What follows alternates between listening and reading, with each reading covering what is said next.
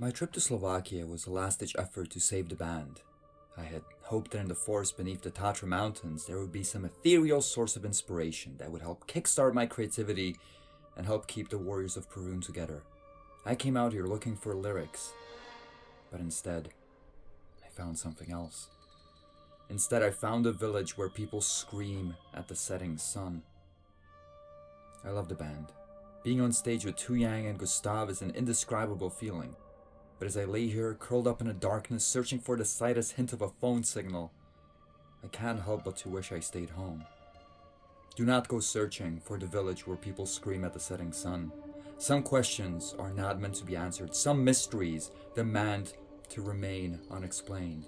Heed the warnings of the locals and just stick to the tourist-friendly hiking trails.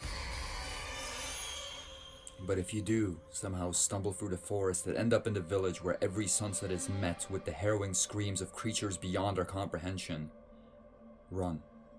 Run for your life and hope that the slick-skinned monsters that dwell within the village haven't noticed your presence yet.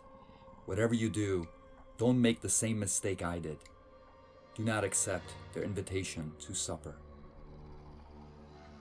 Even though the tables downstairs were filled up with all sorts of smoked cheeses and crispy bacon, the whole lodge still smelled like a fish market.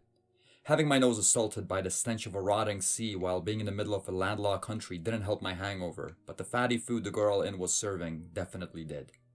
All the lard and potatoes that make up traditional Slovakian cuisine serve as a hefty counterbalance to the raw fire that is Slovakian liquor. By the time I had finished my second helping of bacon-topped halushki, last night's drinking seemed like a distant memory. I was an aspirin tablet away from becoming a regular human being. As my headache started to clear, the mystery of the enigmatic village hidden somewhere in those green valleys beckoned to me. "Sour milk?" The bartender turned waiter asked. He still had the same dirty towel draped around his neck as he had the night prior, but this time, instead of a bottle of palanka, he was holding a jug filled with a frothy white liquid. For a split second, the lodge didn't smell like fish anymore. It smelled worse. My hangover tickled my stomach. "No thank you, I'll stick to coffee." His cheery eyes dimmed, as if me refusing to drink spoiled milk was an insult to his culture rather than an attempt to spare my digestive system a horrible evening. But the longer he looked at me, the more I realized he wasn't unhappy about the milk. There was something else that bothered him. "You are the one who asked about the village last night," he said. "Yes, and you refused to answer my question, so I'm going to find answers on my own." "You are making a mistake, young man. Some questions are not meant to be answered, and some places are not meant to be found. If you value the life that God has given you, stay away from the village. Nothing good will come of it." His warnings fell on deaf ears. Even as the remnants of a jagged hangover bounced around my head, I knew one thing for certain. Finding that village would bring me a boon of poetry that would stop my band from breaking up. I thanked the man for his concern, but assured him that I knew what I was doing. After wiping up my plate with some bread and chugging down another cup of instant coffee, I set out to the forest. The plan was simple. I would make my way towards the spot where I had met the strange girl. From there I would search the woods for the village. People didn't usually nap in forests unless they lived nearby, and the screams of the villagers were so loud that the ritual could not have been taking place too far off. The forest was filled with blueberry bushes and slabs of moss that were nearly identical to the ones that I had met the girl at, but my memories of seeing the forest shake with the force of the thunderous screams were vivid enough to help me walk with confidence. I wasn't worried about getting lost. Outside of those images that were seared into my memory, there was another indicator that I could use to find the spot where I had witnessed the screaming. The phone signal. When I had left Prague, I promised myself I would only use my phone for note-taking. All of those messages and news updates and analytics on our social media profiles were sapping away at my creative potential while I was in Prague. I figured that cutting them out while I was in the mountains would help me foster a calm mind that would eventually give birth to good lyrics. Yet, as I made my way through the forest towards the one spot where I could catch the slightest hint of a phone signal, I started to reconsider my ban on the outside world. The idea to leave Prague came to me with such force that I had completely neglected to tell anybody about my trip. Not answering anyone's messages for 2 weeks would give me that air of an unreachable artist that I so craved, but the idea of something happening that required my immediate attention not being addressed for 2 weeks churned my stomach. I would just check my text real quick. Maybe I'd look at the analytics as well. just in case the Warriors of Perun had stumbled into the good graces of the algorithm and we had become famous overnight. If there were hundreds of new fans, I wanted to be there to like their comments and urge them to tell their friends about the band. I stood in the same exact spot where I had stood the day before and took out my phone. 1 bar of service. My phone was reaching out to the world beyond the mountains. I took a big puff of my vape and waited for the flurry of notifications to come in. They didn't. I took another hit, filling the fresh mountain air with the scent of strawberry cheesecake, but by the time the silky smoke dissipated, nothing had changed. I thumbed my way around every messaging app I had to make sure I was actually online. I was. It's just that no one was messaging me. I scrolled my way over to the band's social media. 0 shares, 0 likes, 0 comments, 0 plays. Our music was streaming out on the World Wide Web, but no one was listening. We just finished another show. The past month worth of gigs had been pretty bad, but this one was an absolute disaster. We got on stage 2 hours later than we were meant to on account of the booker getting into a fist fight. High-pitched waves of feedback cut through every song like a dull knife, and halfway through our set, a shirtless man rushed the stage, stole my microphone, and sang a little ditty about how Epstein didn't kill himself. The crowd clapped for him. They didn't clap for us. The only people in the audience that engaged with our music were the guy rolling on Molly who screamed the wrong words during every chorus, and the cheery-looking girl who sat at the back of the bar. Aneta Vashkova. I knew her from the occasional 4 a.m. music jams that I'd inevitably end up at whenever I was drinking. She was listening to the band in which I was the lead singer, but I don't think she noticed me. She kept her eyes closed. Aneta was too busy beating out the heartbeat of that monstrous tune that Gustav was slamming out on his drum kit. My head echoed with advice from meditation apps. I forced myself back into the present moment. I was standing in the middle of a forest, preparing myself for a journey into a mysterious village. I was doing something adventurous and daring for my art. This was no time for intrusive thoughts. I took another puff of my vape, hoping for the sweetness to wash out the memories of that awful night, but it didn't. My mouth filled with a dirty taste of burning cotton. The vape had run out of juice, and in my eagerness to go find the people who scream at the setting sun, I forgot to refill it. It might have been the realization that I would have to make do without my nicotine dispenser, but suddenly the force became much more oppressive. The happy birds that chirped the afternoon away the day prior were replaced with the shrieks of agitated crows that flew above me through the treetop. Thick clouds blotted out the sun. It was going to rain. I didn't bring an umbrella. I was worried, and I couldn't ease my mind with nicotine. Yet, every creative journey requires the crossing of uncomfortable valleys. I knew that somewhere out there I could find inspiration. After updating my status to tell people I was out in the woods being a poet, I put away my phone and set out deeper into the forest. I was starting to get cold in my t-shirt, but a warm, optimistic fire was burning in my belly. Going on a journey through the sickly green. Really hungover, need my nicotine. Then, after 30 minutes of walking, I ended up back at the same blueberry bush. Or at least, I thought I did. The small sliver of phone signal that I had found there before was gone. I figured that maybe it was a different bush, so I just kept on walking, but 15 minutes later I was right back where I started. My poor sense of direction had finally caught up with me. I was lost in the woods, and out there in the distant valleys, thunder started to rumble. The Molly man had brought Tuyan's affection with a baggie from his wallet. The two of them were caught in a drug-fueled lover's embrace a couple of steps away from the bathroom. I was sitting at the bar nursing a flat beer, trying to pretend I wasn't the guy who nervously walked off stage an hour ago. The faces of everyone in the establishment were downright hostile, and I kept on worrying somebody was going to break a glass over my head. But I couldn't leave. As soon as we finished playing, Aneta immediately snared Gustav into a conversation. The two just kept going at it, excitedly talking about something that was muffled out by the drunkenness of the bar. Gustav barely helped with packing up the gear, and by the time Tuyang made a new friend, I was completely alone for the job. The whole way through, Gustav and Aneta chatted away at the bar.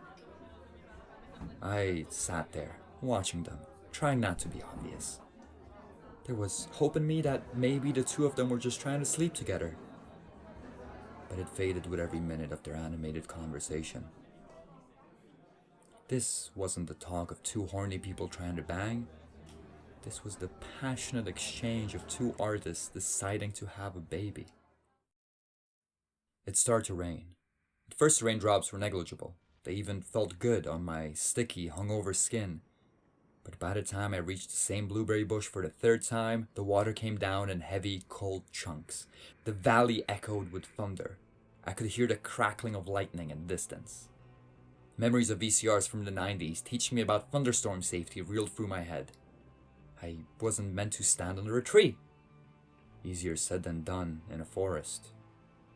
Out of habit, I took a deep hit of my vape. My mouth and throat got punched by another wave of burnt cotton. I had no water to wash out the taste. I was lost in a forest during a thunderstorm, out of supplies, and massively hungover. Despair started to climb the back of my throat, but I did my best to recall every single motivational post I had ever seen on Reddit. This was all a part of the process. I was the master of my own destiny. This situation could be controlled.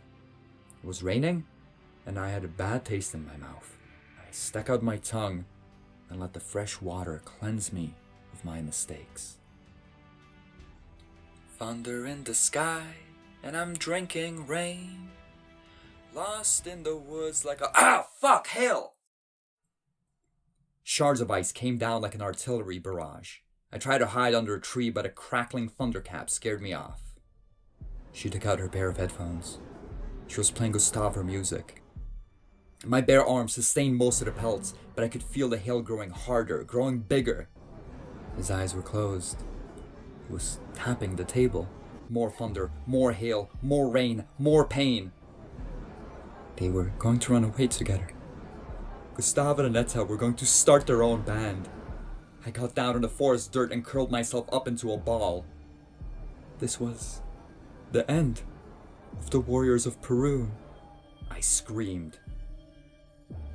It came out of me like a wave of projectile vomit. My voice cords burned raw. My nails dug into my hands. Something that had been festering inside of me for a long time was clawing its way out. The moment stretched into eternity. Me, a searing, screaming pain traveling through my body in the darkness of my shut eyes. I don't know how long I howled in the forest, but by the time my voice had given up, I was back on my feet. The rain was gone. Birds were chirping off in the distance. I opened my eyes. Hello? I fell down into the slush of mud and sticks. In front of me stood a little boy dressed in steamboat suspenders. He looked just like any other 8-year-old boy you'd find in a Slovakian Sunday church crowd, with one exception. Across his forehead, barely covered by his blonde locks, there was a dark, green, festering wound. It looked like a hoofprint. Sup? I whispered in shock. My name is Samko. What's your name? He asked with the pep of a chocolate milk commercial. Robert. I tried not to look at the horrible scar, but I couldn't help myself. Hello, Robert. You look quite lost, maybe hungry. Yes, you look hungry. My family is about to have supper, and we own a map. Maybe you would like to join us? Severe head trauma aside, the kid's offer of food and a way back home sounded heavenly. Maybe it was some sort of a sign. Maybe this little helpful kid was sent from the cosmos to help me get back home. Maybe the experience in a thunderstorm could weave itself into a song and I'd manage to keep the band alive for just a little longer. I was about to accept this invitation, but then another thought struck me. Yes, the kid was definitely a sign.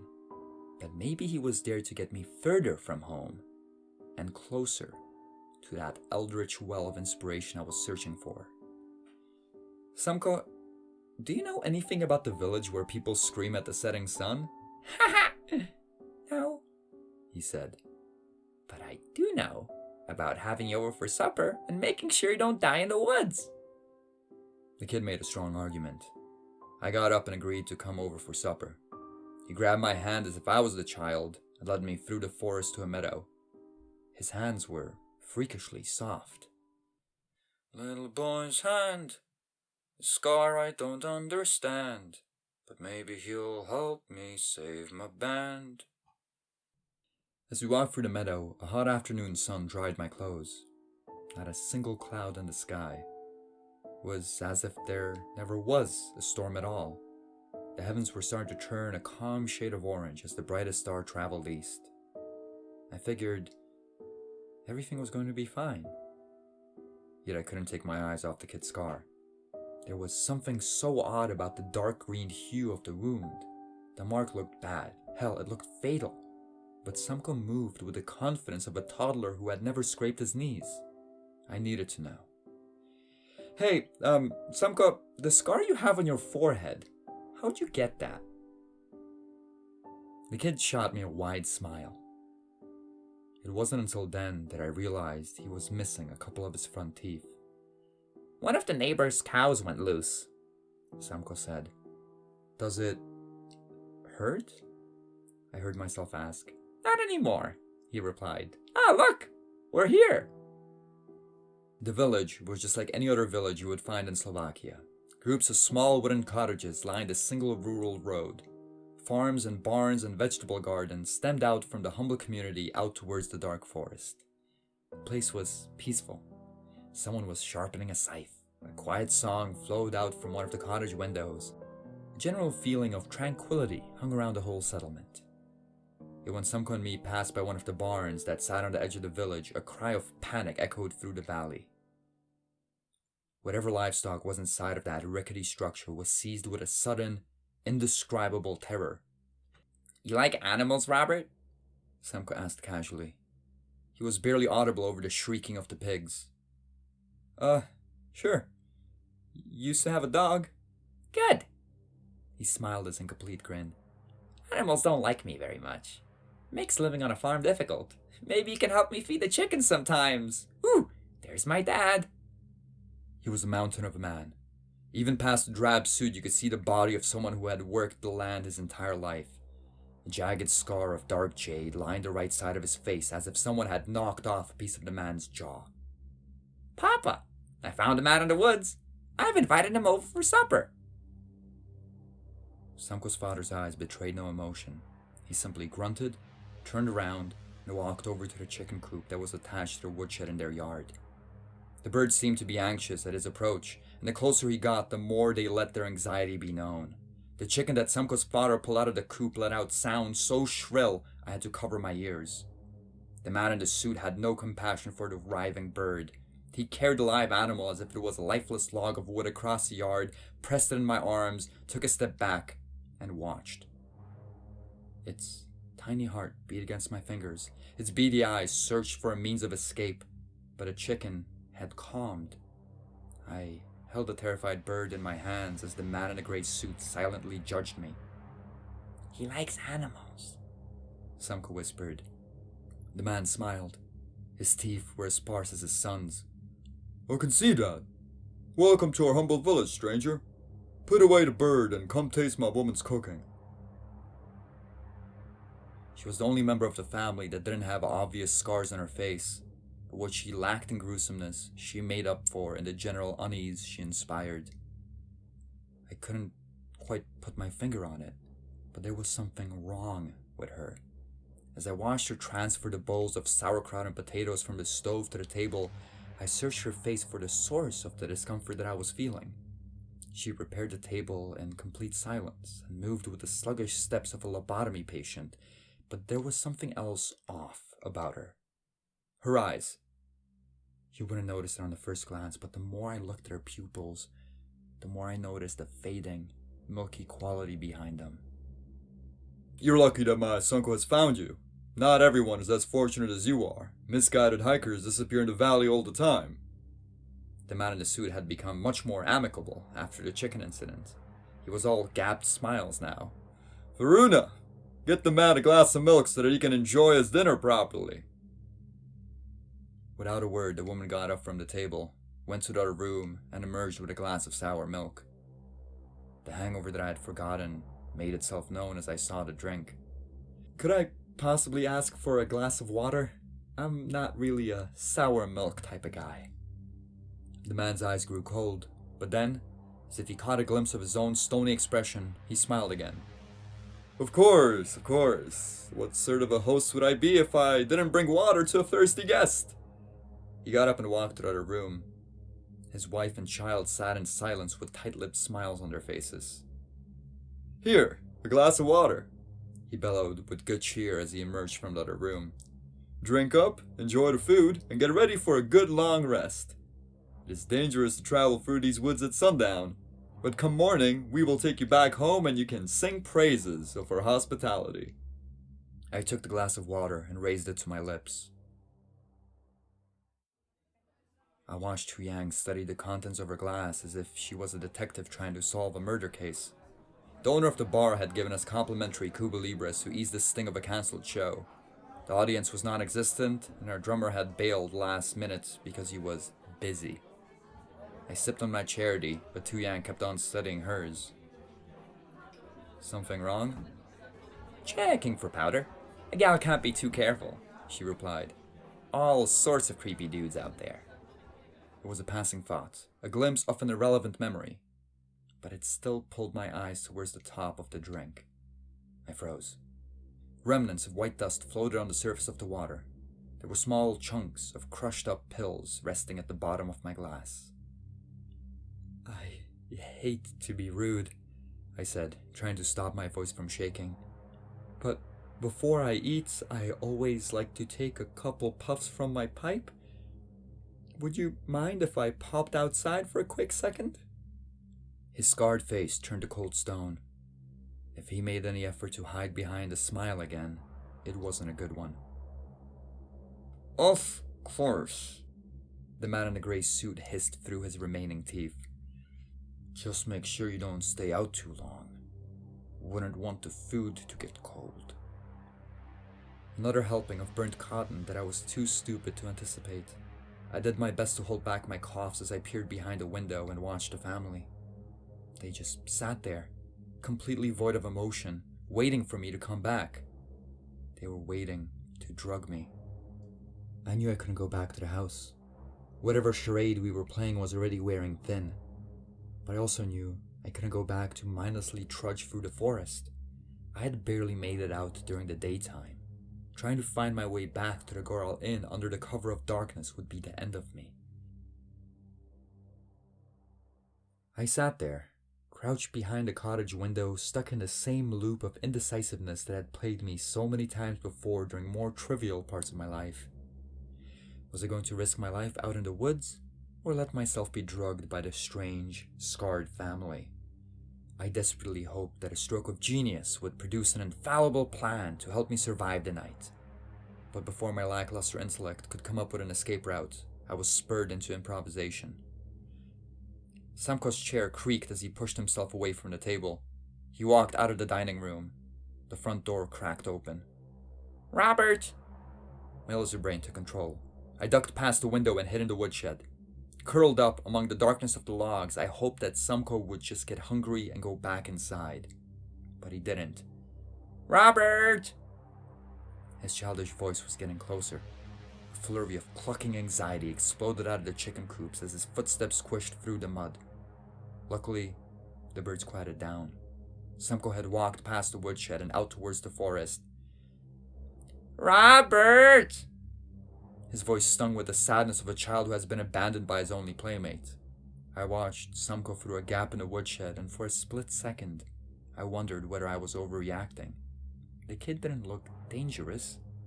He looked lonely. As he stood alone beneath the slowly reddening sky, a number of empathy started up in the back of my throat.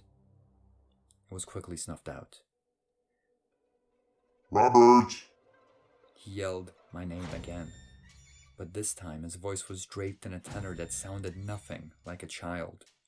The sounds that came out of his mouth echoed with a dangerous, inhuman energy. Robert! There was a growing frustration behind his calls. Robert!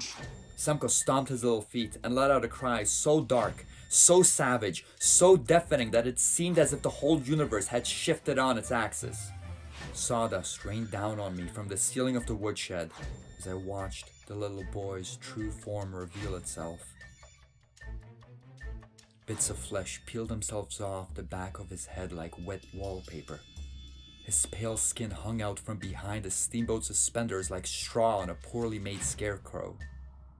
Beneath his human shell, Sumko was covered in slick, jet-black scales. The chickens became anxious again. The muddy backyard sounded off with another set of footsteps. Heavier footsteps. The man in the grey suit lumbered his way next to his son and looked out towards the forest. Robert! He screamed, in the same infernal tone, a piece of skin peeled off from his bulging neck. The dark scales that rested under his flesh throbbed with a primal rage. Robert! The man in the suit howled out into the woods again. No Robert emerged. Sumko's father let out a low, angry hiss and then pelted his son across the back of his head. As soon as his mammoth hand delivered the blow, its skin rumpled up and slid off like a moist glove. Beneath the skin of his human hand, Sumko's father had been hiding dark claws. At the end of each of his razor-sharp fingers, there was a bright light that shined with the color of the setting sun. Sumko's father wrapped his eldritch appendage around his son's shoulder and led him out towards the edge of the wood. Soon other villagers emerged and joined the misshapen father and son in the clearing. Soon, I realized that I was in a village where people scream at the setting sun. The roaring screams that I had heard the day prior were nothing compared to the earth-shaking force of seeing the ritual up close. The universe shook at its core. It threatened to crack beneath the sheer volume of the deafening yells that the villagers let loose at the reddening sky. When it was all over, when the world outside was plunged into darkness and those ghastly howls finally ceased, I was happy to be alive. I thought it was all over. I thought that all I had to do was hide out in the woodshed until daybreak and then run as fast as I could, as far as I could, with a promise to never return to this horrid place again. But then the lights appeared. Bobbing bulbs of crimson danced in the darkness like burning fireflies. They were moving back towards the village, towards my woodshed. They all moved with a single rallying cry. Robert! They were looking for me. This whole trip has been a horrible mistake. I hope to come out to Slovakia to find a source of inspiration to keep the warriors of Perun afloat. But I don't think I'll be writing any songs about this trip. I don't think I'll be writing any songs ever again. I don't think I'll make it through the night. The chickens are growing more and more agitated by the minute. The horrible creatures that are calling my name are getting closer. Those red glowing orbs that float through the darkness like sluggish fireworks keep on getting bigger. It's just a matter of time until they find me. If I somehow manage to find a sliver of a signal, a tiny bit of the internet for me to get out my last words before the creatures who scream at the setting sun tear me apart with their bright-tipped claws, please pass on my final words. Tell Gustav that my dying wish was for him to not start a band with Aneta Vashkova.